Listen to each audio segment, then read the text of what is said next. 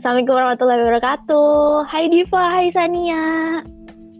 Hai. Apa kabar nih kalian? Deadline-nya banyak banget ya kita. Wah ya nih banyak banget nih tugasnya. Mau ngerjain yang mana? Semangat Tugas ya, apalagi kita ada metopel loh, ya kan? Iya itu udah paling penting, tapi paling banyak juga tugasnya. Aduh. Sania gimana San? Semangat. Gimana, San? Ya, OTW lulus guys. Begini ya. Ya mahasiswa semester tua ya guys. Iya betul sekali.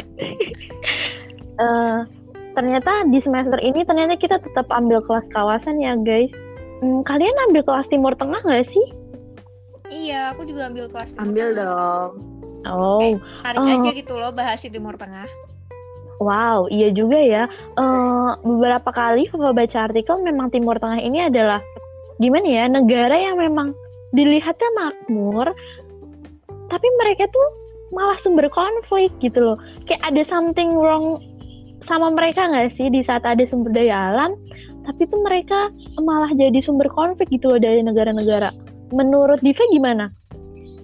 Iya, kalau aku nih ya lihatnya Timur Tengah tuh kayak dari luar tuh, wah negaranya tuh kayak banget, karena apalagi sumber dayanya Fine aja. fine aja, sumber dayanya juga banyak banget dan mereka tuh kayak banget, tapi ternyata di balik itu tuh konfliknya juga banyak banget dan nggak sedikit loh mereka yang sengsara karena konflik itu, bahkan karena sumber dayanya gitu loh. Oke. Menurut Sania gimana Sania? Menurut aku tentang Timur Tengah sendiri sebenarnya ada nightmare-nya, ada mimpi indahnya juga sebenarnya. Kalau menurut aku, karena kita kejatuhan kayak ketiban durian guys. Tiba-tiba Oke. kan. Oke. Nah, gini ya. Kita ngobrol aja kayaknya ya. Sebenarnya Fafa tahu. Jadi Timur Tengah ini sebenarnya tuh pada awalnya tuh nggak tahu nih mereka tuh punya sumber daya alam. Nah kan mereka sempat di komunisme nih sebelum adanya nah jadi mereka itu pas di sumber daya alam itu kayak setelah merdeka gitu loh, dan ditemuinya bukan sama mereka, sama negara asing gitu. Dan ternyata fun fact-nya itu tidak semua sumber daya alam itu ditemukan di seluruh wilayah atau di seluruh negara yang ada di Timur Tengah. Nah, paling banyak sumber daya alam itu ditemukan itu di wilayah Teluk, atau di kelas Mas Fikar kita biasanya the Gulf. Biasanya dia bilangnya itu sih. Iya the Gulf gitu ya. Ya the Gulf, biar keren gak sih, kan kita anak HI nih, jadi kan nyebutnya jangan wilayah Teluk tapi the Gulf gitu. Kalian tahu gak sih wilayah the Gulf apa? Lanjut, sumber daya alam di Timur Tengah ini bisa dibilang emang suatu harta karun ya, dimana kondisi geografis mereka kan emang dengan lahannya yang kering, tandus, kemudian ada kemiskinan, dan kebanyakan tuh memang warganya itu kan memang pedagang. Tapi di sini, di saat sumber daya alam ini ditemukan, mereka tuh menganggap bahwa sumber daya alam ini adalah suatu treasure gitu loh, treasure box-nya mereka. Wah, akhirnya pembangunan ekonomi, kemudian infrastrukturnya mereka tuh bisa berkembang dengan pesat. Nah, sumber daya alam ini sama Timur Tengah ini juga digunakan sebagai alat politik luar negeri mereka. Jadi gimana ya? Memang sih dikatakan memang sebagai hal yang mereka beruntung gitu loh dapat sumber daya alam, tapi apakah ini sesuatu yang baik atau sesuatu yang buruk? Menurut Sania gimana ngelihatnya? Menurut aku sebenarnya ini ada baik ada buruknya juga. Karena kan kalau sebelum ada sumber daya alam di Timur Tengah ini, kita bisa lihat kan kayak warga di sana tuh banget perekonomiannya dan lain-lain dah. Waktu ada Oke. alam nih tiba-tiba kayak jadi kayak kota impian, gedung tinggi di mana-mana. Terus tapi kita nggak tahu kalau di balik itu mereka punya utang nggak, atau bisa itu konflik dengan negara lain dari utang-utang mereka mungkin. Oke, boleh. Nah, tadi di awal itu kan Fafa sudah singgung tuh, ternyata penemuan sumber daya alam ini bukan dari warga aslinya di Timur Tengah, tapi peran dari penemuan sumber daya alam di Timur Tengah ini tidak lepas dari peran negara Barat. Karena yang pertama kali menemukan itu adalah salah satu orang UK, dan itu mereka menemukannya itu di Iran. Dan pada saat itu, di saat ditemukan itu, warga Timur Tengah itu tuh nggak bisa mengolahnya sama sekali. Jadi peran negara Barat pun di situ juga dibutuhkan gitu loh. Bukan hanya di saat menemukan, tapi di saat mengolah, peran Barat itu tuh perannya tuh sangat besar. Nah, kemudian masyarakat di Timur Tengah ini memang awalnya perusahaannya itu dipegang sama asing. Tapi akhirnya ada nasionalisme perusahaan yang dilakukan oleh beberapa perusahaan di Timur Tengah, yang pada akhirnya kepemilikannya itu kembali lagi ke masyarakat Timur Tengahnya sendiri. Tapi kan awalnya peran Barat tuh sangat besar kan, dilihat kan dari penemuannya, kemudian dari mengolah. Jadi tidak pure sama sekali itu suatu perusahaan yang di Timur Tengah itu tuh bakal lepas dari perannya negara Barat. Nah, jadi sumber daya alam kan di Timur Tengah ini dilihat sangat super power ya, jadi kayak superior gitu loh. Nah, jadi negara-negara di Timur Tengah ini mau pertumbuhan ekonomi yang awalnya adanya kemiskinan di sana, itu tuh sekarang tuh mereka tuh pertumbuhan dengan pesat sekali. Terus GDP-nya mereka itu tuh meningkat. Jadi sesuatu hal yang tidak bisa mereka bangun di zaman dulunya, sekarang tuh bisa dibangun. Coba dia itu ya gimana ya guys, kita tahu kan kayak contohnya kayak di Dubai, kemudian di Qatar, itu mereka yang nggak bisa dibuat sama negara-negara lain, mereka bisa buat gitu loh. Iya nggak sih? Iya, tuh gila banget sih, mereka tuh pembangunannya bisa menakjubkan banget.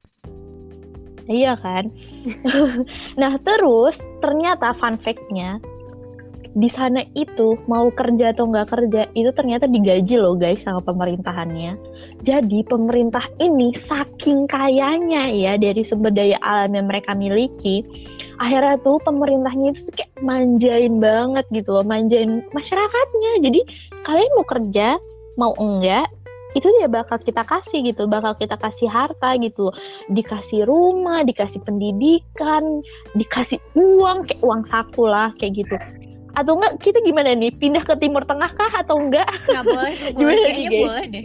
Tim rebahan tapi dapat duit gitu ya. Sana. Iya, di sana tuh rebahan aja dibayar, kayak itu passion kita nggak sih, kayak rebahan tapi dapat duit gitu kan? Itu keinginan kita, cita-cita kita tuh kayak gitu, rebahan dapat duit. Pabriknya Sultan. Iya, pabriknya Sultan. Nah, berarti iya, betul. Sultan, pengangguran bisa sultan. Kapan lagi pengangguran bisa sultan, guys? Cuma di Timur Tengah. Makanya cari jodoh di sana, guys. Hanya di Timur Tengah. Nah, beberapa fakta yang tadi Fafa paparkan, ternyata ada nih sebutannya. Kalau misalkan Timur Tengah itu memang kayak bergantung kepada sumber daya alam untuk pemasukan perekonomiannya dia atau dalam pembangunan negaranya mereka. Dan disebutannya itu namanya rentier state. Jadi rentier state itu di mana suatu negara itu bergantung pada sumber daya alam untuk masalah perekonomiannya mereka.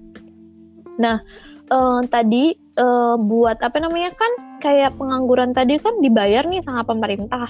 Nah, itu tujuannya ternyata tuh ada something good loh di balik itu. Ternyata pemerintah itu sudah meminimalisir supaya penduduknya itu tuh tidak ada kelompok oposisi, guys. Karena negara di Timur Tengah itu tuh sifatnya tuh otoriter ternyata. Jadi nggak ada demokrasi nih. Jadi kalaupun mereka bilang mereka di negara demokrasi, itu tuh negara demokrasi tipu-tipu. Hai dunia tipu-tipu gitu. Gitu di Timur Tengah tuh, guys. Ya kalau jadi demokrasi mereka kayak dibuat gimana Dev? Ya itu tadi kayaknya kamu juga mau bahas itu, kayaknya kalau di demokrasi di Timur Tengah tuh kayaknya cuma buat biar dipandang sama negara lain. Terus, oh kita sama-sama negara demokrasi nih, yuk kita kerjasama gitu nggak sih? Iya betul. Jadi supaya kayak negara lihat ternyata nggak otoriter ya, ternyata udah demokrasi, kemudian dikasih uang, dimanjain sama pemerintah, masyarakatnya, siapa yang nggak mau, iya nggak sih? Nah tapi di sini sisi negatifnya itu masyarakat di Timur Tengah ini kan dulunya memang low education ya, jadi pendidikannya memang mereka itu rendah. Jadi mereka di saat punya sumber daya alam dan bergantung kepada sumber daya alam, mereka itu bergantung juga sama pekerja asing nih. Jadi nggak cuman bergantung pada sumber daya alam, tapi bergantung juga ke pekerja asing. Jadi sumber daya manusianya mereka itu mereka kayak kurang gitu loh. Jadi mereka tuh ngambil pekerja-pekerja dari luar, pekerja-pekerja asing untuk dipekerjakan di negara Timur Tengah. Tapi mereka ini nggak bisa dapat jabatan yang tinggi karena pemerintah bilang jabatan tinggi itu hanya dipegang sama masyarakat asli. Nah, ternyata guys, walaupun pemerintah itu kayak kelihatannya itu tuh baik gitu loh sama masyarakat, tapi ternyata mereka itu bukan hanya bergantung sama sumber daya alam nih, tapi mereka itu juga bergantung pada pekerja asing. Karena masyarakat asli Timur Tengah itu mereka kan low education nih dulunya, jadi mereka tuh kayak have a trouble with mungkin teknologi atau sistemnya kayak gitu loh. Jadi mereka tuh masih bergantung pada pekerja asing. Nah, tapi pekerja asing ini itu tuh di sana itu kayak diperlakukan beda gitu loh sama masyarakat aslinya. Makanya di mana isu HAM itu buat pekerja asing di Timur Tengah itu dipermasalahkan karena banyaknya ketimpangan, kemudian banyak kesetaraan antara pekerja asing atau penduduk asli Timur Tengah sendiri. Karena di dalam satu perusahaan yang di Timur Tengah ini, buat pekerja asing itu mereka tuh kayak nggak dapet jabatan gitu loh guys. Jadi tuh ya udah cuman kerja, misalnya jadi bersih-bersih atau jadi OB.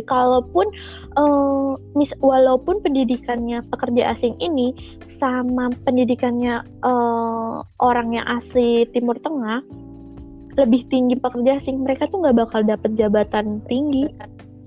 Jadi yang bosnya tuh tetap yang orang Timur Tengah walaupun mereka itu education-nya tuh bener-bener low kayak gitu loh. Itu kayak something wrong gak sih guys? Kayak pemerintahnya ya gimana gitu loh. Gimana? Itu salah sih, maksudnya gimana perusahaan, gimana sebuah bahkan kayak pemerintahan gitu ya mau jalan dengan baik kalau atasannya itu nggak lebih baik daripada bawahannya gitu nggak sih? Nah tadi kan aku udah ngasih beberapa fun fact nih tentang sumber daya alam, kemudian mereka juga bergantung sama pekerja asing. Jadi di sini kalau misalkan menurut pandangannya Fafa, ternyata sumber daya alam yang ada di Timur Tengah itu tuh bisa jadi sesuatu hal yang positif, tapi juga ada sisi negatifnya. Apa yang dibilang sama Sania di awal tadi sih. Karena di sisi negatifnya ini, sumber daya alam itulah yang menjadi sumber konflik dan kemudian menjadi war on terror. Kan serem banget ya jadi war on terror, kayak itu nggak bakal kelar kalau misalkan sumber daya alamnya terus-terusan ada. Terus jadi gimana dong Timur Tengah, iya nggak sih? Iya. Jadi kalau dibilang sumber daya alam ini muzikzat, menurutku muzikzat atau suatu kutukan ya. Soalnya di saat ada sumber daya alam yang muncul, pembangunan memang naik, perekonomian mereka naik. Tapi konflik sampai war on terror pun muncul gitu. Walaupun Timur Tengah bilang, bisa kok ini ngehidupin seluruh penduduk yang ada di dunia ini untuk 100 tahun ke depan. Tapi kalau misalkan konflik masih berlangsung, apakah itu masih relevan? Kayaknya di Timur Tengah ini, the Gulf ini mungkin banyak kali ya negaranya. Mungkin Diva atau Sania bisa ngasih contoh aku nggak?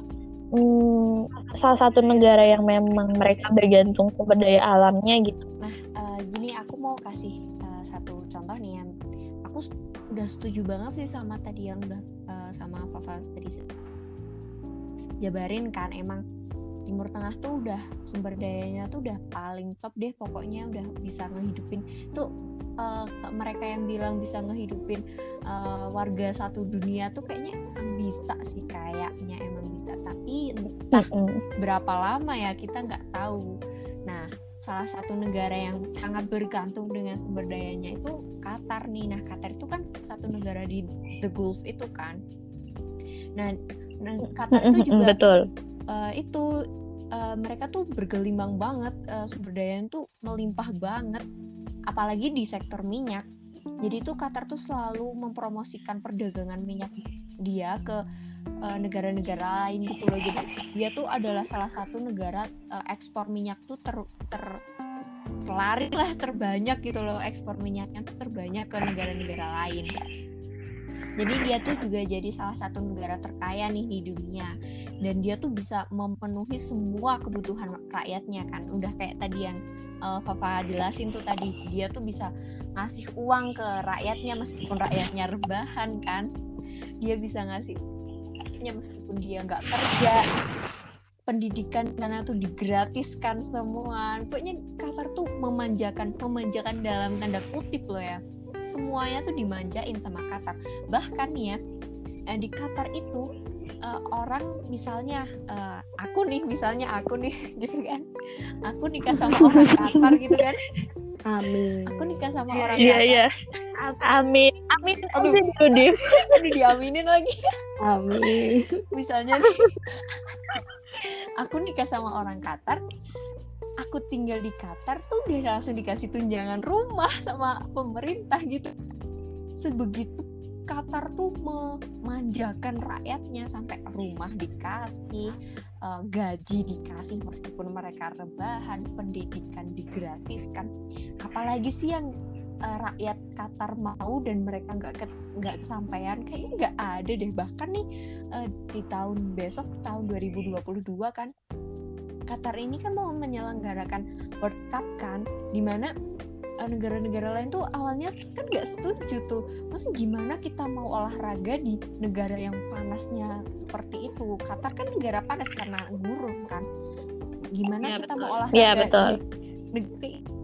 Bayangin ya, kita olahraga lari aja deh 100 meter di cuaca yang sepanas itu juga pasti nggak kuat kan? Iya kan? Iya. Dan bahkan Qatar untuk merealisasikan World Cup itu mereka sampai mau bikin awan. Mereka sampai mau bikin awan gitu loh. Segitu kayaknya mereka, sampai mereka bisa bikin awan. Yang negara mana sih yang bisa bikin awan kalau gak Qatar? Negara sekaya awan gitu loh. Wow. Itu kayak banget, udah bukan bikin emas lagi, udah bukan bikin teknologi, mereka bikinnya awan loh yang bisa mengatur cuaca yang ada di situ gitu loh.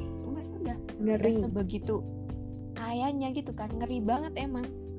Nah, kayak yang tidak ada diada-adain gitu kan. Apa yang nggak ada di Qatar tuh bisa pemerintah adakan gitu. Kayak apa nih? Mau awan, oke kita buat. Kayak ya udah langsung, ya udah bikin aja. Tinggal bilang, perlu dana berapa? Segitu. Oke, siap, luncur gitu kan. Langsung ACC. Langsung oke, siap, kita berikan gitu loh. Jadi udah sebegitu, apapun tuh udah dikasihkan. Bahkan fasilitas udah aku sebutin tadi, kayak fasilitas rumah udah dikasih, fasilitas gaji dikasih, fasilitas perguruan tinggi dikasih. Nah, tadi yang dibilang apa yang ada, apa yang nggak ada terus diadakan. Bahkan di Qatar nih kan ada beasiswa kan buat rakyat jenjang sekolah dasar sampai perguruan tinggi nih. Perguruan tinggi yang nggak ada di Qatar dipindahin ke Qatar sama pemerintah Qatar. Contohnya tuh ada Texas A&M University at Qatar. Itu kan bukan universitasnya Qatar, itu universitas di Texas. Dipindah dong sama Qatar. Udah sini pemerintah nih mau, rakyatnya mau nih universitas kayak gini, kita pindah ke Qatar. Cuma kayak gitu loh. Oh my god. Jadi bukan orangnya ya yang suruh sana, tapi ya udah kalian aja yang kesini dulu, kalian bangun aja di sini gitu kan. Iya, bener banget. Udah nggak ada nih mau beasiswa ke luar negeri, bukan beasiswa ke luar negeri. Kalian mau sekolah di sana, oke, sekolahannya kita bawa ke sini. Kan gitu kalau pemerintah Qatar. Keren banget gak sih kayak gitu? Applause. Wow, amazing sih itu. Negara mana yang bisa kayak gitu kan, kayak bikin awan. Jepang aja yang teknologinya tinggi banget, yang menurutku kayak udah luar biasa. Ini Qatar melebihi gitu kan. Ya, bener banget. Itu kayak negara Qatar tuh udah nggak ada yang mau ini deh, nggak ada yang bisa bersaing deh. Masalah kekayaan mah udah Qatar udah nomor 1 deh gitu loh. Terus tapi di balik semua kekayaannya Qatar nih, di balik semua gimana Qatar memanjakan rakyatnya, justru dengan memanjakan itu masyarakatnya tuh tidak terlalu berusaha untuk menggunakan fasilitas yang diberikan Qatar dengan sebaik mungkin gitu loh. Kayak Qatar udah punya sumber daya alam yang tinggi, udah banyak. Qatar udah punya kekayaan yang banyak banget, fasilitas yang diberikan juga banyak. Tapi masyarakatnya itu tidak mempunyai kemauan untuk meningkatkan kualitas diri mereka. Nah, kenapa aku bisa bilang gitu tuh karena meskipun nih tadi udah aku jelasin kan kalau Qatar tuh, pemerintah Qatar tuh sampai mindahin nih Texas A&M University tuh dipindah ke Qatar, tapi mereka tuh nggak ada kemauan buat aku tuh harus punya education yang baik gitu loh. Mereka nggak mau aku harus sekolah sampai tinggi gitu tuh enggak. Bahkan mereka nggak ada minat buat meneruskan ke perguruan tinggi gitu loh. Jadi ya kualitas diri mereka ya segitu-gitu aja, kayak yang tadi juga dipaparin sama Fafa kan. Iya. Bosnya, posisinya yang orang Qatar sama pegawainya yang itu orang luar negeri tuh justru lebih education-nya tuh lebih baik yang orang luar gitu daripada Qatar. Dan bahkan nih di secara pemerintahannya itu Qatar itu selalu mengimpor makanan dari luar negeri gitu. Jadi kan karena mereka juga tandus, mereka tuh tidak bisa mengoperasikan mereka nggak bisa memproduksi makanan mereka sendiri, dan masyarakatnya juga tidak mempunyai kemauan untuk gimana sih biar kita tuh bisa memproduksi makanan sendiri tanpa harus impor dari negara lain. Nah, ini nih yang jadi pertanyaan kan, tadi kan Papa singgung tuh gimana kalau ternyata kekayaan yang dimiliki sama negara-negara Timur Tengah ini, terutama yang the Gulf itu bencana atau anugerah sih gitu kan. Nah, ini nih yang bisa yang aku juga sorotin, gimana kalau suatu saat nih kita nggak tahu ke depannya gimana, entah itu harga minyak turun atau ada krisis perdagangan di sektor minyak, ataupun ternyata sumber daya Qatar terutama di minyak itu tiba-tiba habis, nggak tahu, tapi masyarakatnya nggak mau meningkatkan kualitas diri mereka masih mengimpor makanan dari luar, gimana mau bertahan hidup ketika mereka udah nggak bisa mengimpor lagi karena udah kehabisan uang gitu kan. Terus masyarakatnya juga mereka bingung mau kekayaan kita udah habis nih, terus kita harus ngapain? Loh, kita kan selama ini kita dikasih uang sama pemerintah, terus kita harus gimana kalau tiba-tiba pemerintah udah nggak ngasih uang ke kita? Kan gitu kan, jadi kayak masyarakatnya mereka udah nggak bisa gimana, impornya udah nggak bisa diimpor lagi, terus mereka bakalan gimana gitu loh. Kalau menurut kalian tuh gimana tuh kayak gitu? Kalau kataku ya, kan mungkin salah satu faktornya masyarakat itu mungkin sudah terlena dengan apa yang diberikan sama pemerintah. Jadi mereka kayak fine aja gitu loh. Toh kehidupan mereka sudah disokong sama pemerintah kayak gitu loh. Tapi menurutku mungkin itu something yang memang bisa berakibat fatal untuk kedepannya, karena kita nggak bisa terus-terusan bergantung sama sumber daya alam kan, karena sumber daya alam itu semakin lama akan semakin menipis kayak gitu loh. Entah itu dari kondisi bumi, kemudian kondisi lingkungan dan sebagainya kayak gitu, karena who knows gitu buat kedepannya. Karena kan ya sumber daya alam siapa yang bisa kayak menjamin kepastiannya gitu, as always ada, atau perekonomian mereka akan tetap stabil atau pembangunan mereka tetap stabil. Menurutku itu mungkin untuk saat ini mereka masih beruntung, tapi untuk kedepannya aku kurang tahu deh, dan kurang bisa menjamin bahwa ini bisa dijadikan untuk pondasi dari negara-negara Timur Tengah, apalagi Qatar ini ya. Iya, aku juga setuju sih. Kayak oke, sekarang kalian bisa mengandalkan sumber daya alam, tapi entah lo suatu saat kalian gimana, kalian tuh harusnya bisa bertahan kalau kalian tuh mau meningkatkan kualitas diri mereka gitu loh. Maksudnya kalau kalian maunya kayak gini-gini terus ya kita nggak tahu kedepannya kalian bakalan bertahan hidup seperti apa gitu kan sih. Tapi menurut iya betul. Tapi kayaknya ada nggak sih kayak negara lain itu tuh yang tiba-tiba punya permasalahan yang serupa, dan entah itu dia bisa mempertahankan kekayaannya atau justru malah mereka terpuruk karena kekayaannya. Ada nggak sih? Ada sebenarnya. Kayaknya Sania punya salah satu contoh. Gimana San? Sebenarnya Timur Tengah itu udah ada pandangan gimana ya, cerminan dari negara luar yang sebenarnya aku bilang nih pakai negara yang mana kan Venezuela juga memiliki sumber daya alam minyak juga. Nah, pemerintah Venezuela itu sama juga kayak Qatar, bukan Qatar juga sih, di Timur Tengah tadi, yang memanjakan masyarakatnya sama juga, kayak apapun dikasih dan negaranya gara-gara adanya sumber daya minyak tadi tuh kan. Nah, pas seiringnya berjalan waktu, presidennya udah ganti dan itu mulai tuh ada bencana di Venezuela sendiri, mana itu minyak tadi, sumber daya yang mereka sebagai apa sih, penongkak gitulah, itu mengalami penurunan. Jadi minyak tuh mengalami penurunan harga, dan itu menjadikan nightmare bagi Venezuela. Rakyat-rakyat di sana udah mulai sengsara gitu, dan hutang-hutang juga di mana-mana.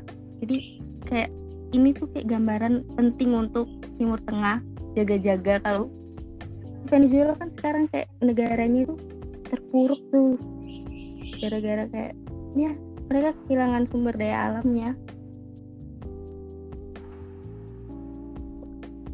Oh, ternyata bukan cuma Timur Tengah ya yang sumber daya alamnya itu memang bisa buat penyokong buat perekonomian mereka, pembangunannya mereka. Oh, ternyata Venezuela adalah salah satu contoh yang memang sudah mengalami hal itu ya. Dan sekarang kata Sania tadi udah dibilang kalau misalkan mereka tuh sekarang terpuruk dengan keadaan yang utang di mana-mana, malah masyarakatnya nggak punya save money gitu nggak sih, kayak nggak punya apa nih yang mereka punya tuh apa gitu selain sumber daya alam. Boleh.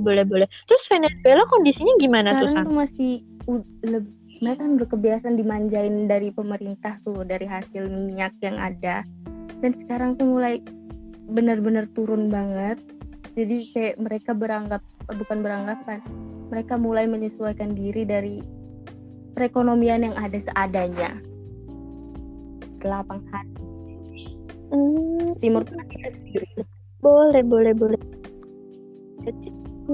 Berarti tadi bisa juga ya Div ya, Qatar bisa kayak gini ya. Makanya bisa itu kemungkinan tuh bisa loh kayak gitu loh. Dan aku juga kayaknya pernah dengar deh kalau masyarakat Venezuela ini karena keadaan Venezuela yang kayak gitu tuh kayaknya mereka juga sampai pergi ke luar negeri gitu nggak sih?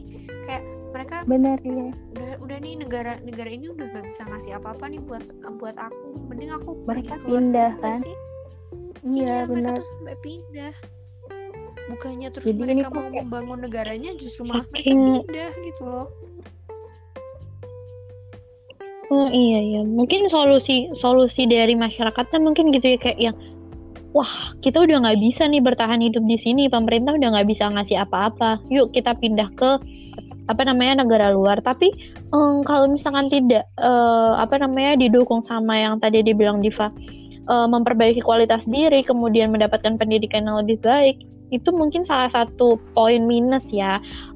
Tapi mungkin itu yang membedakan antara warga Venezuela sama warga Timur Tengah, atau gimana tuh Sania? Atau sama aja? Menurut aku sebenarnya ini warning buat Timur Tengah untuk menjaga-jaga bagaimana kalau misalnya nanti bakalan jadi seperti Venezuela atau bahkan bisa lebih baik. Kita harus ya berkaca dari yang sudah berpengalaman ya pemirsa. Iya betul sekali, tadi yang Fafa juga bilang sih, kalau mungkin saat ini oke lah Qatar, apalagi kayak kita ngelihat Qatar itu oh my god so big gitu, they have anything, dan bisa ngasih apa-apa gitu ke masyarakat. Dan kita di saat kesana tuh sebenarnya pariwisatanya nggak ada, tapi kita tuh bisa memanjakan mata gitu kan. Kita datang ke Qatar dengan kekayaannya, dengan apa yang mereka buat, semua baru-baru, orang yang biasa-biasa aja punya Ferrari. Heaven itu kan menurutku kayak oh my god gitu kan. Liburan tuh punya Ferrari. Iya kan, terus makanya bayangin dong, polisi aja mereka tuh bisa naik Ferrari dong. Itu kayak oh my god, mana lagi gitu yang bisa menandingi super powernya perekonomiannya Timur Tengah, apalagi Qatar kayak gitu kan, Qatar, Dubai dan sebagainya. Cuman Fafa melihat bahwa itu adalah salah satu poin positifnya dari Qatar dan negara-negara Teluk yang ada di Timur Tengah. Tapi setelah dengar dari paparannya Sania tentang Venezuela itu ternyata sudah pernah seperti ini loh. Mungkin Qatar itu harus berpikir entah untuk 200 atau 100 tahun ke depan, atau iya betul, bagaimana kalau misalkan nasib kita tuh bakal kayak Venezuela gitu loh. Kita bisa ngandelin apa lagi gitu loh. Tapi ada salah satu artikel yang saya baca, ternyata kayak Arab Saudi, mereka itu sudah tidak bergantung sama minyaknya, tapi mereka tuh beralih ke gas. Iya masih sama sih. Tapi mereka tuh kayak mereka tuh kayak udah pindah sektor gitu loh, dari minyak ke gas. Karena minyak itu kan sekarang memang benar-benar direbutin sama semua negara kan. Jadi kayak Timur Tengah kemarin sempat ada blokade buat ekspor minyak,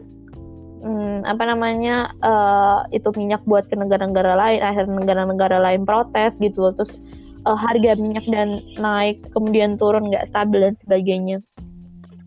Menarik ya ternyata kelas Timur Tengah ini. Berarti Diva sama Sania ini pas kelas Timur Tengah ini nggak tidur ya. Berarti benar-benar perhatiin dong.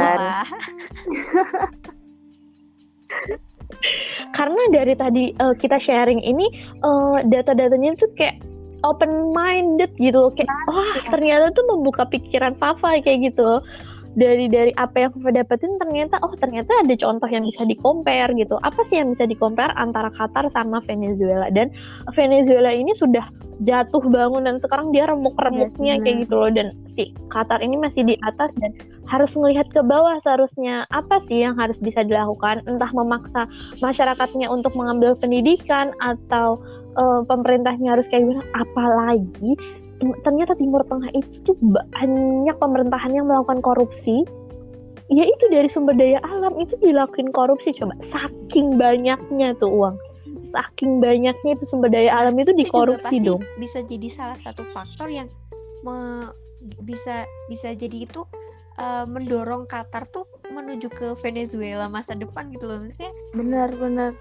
Karena korupsi itu tuh jadi benar-benar bisa jadi tadi kan. Iya, suatu saat juga Qatar bisa jadi Venezuela juga gitu.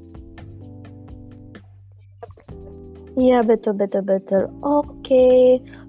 Benar-benar benar-benar sharing yang sangat produktif ya Kak gitu ya.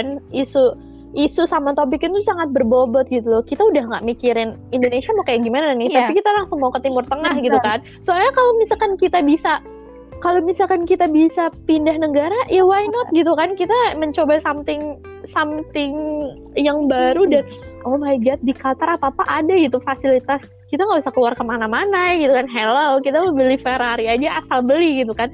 Nggak ada pajak, bisa kerja kayak gitu kan. Oh my god gitu. Siapa yang tidak mau? Dijodoh orang Qatar, Bun.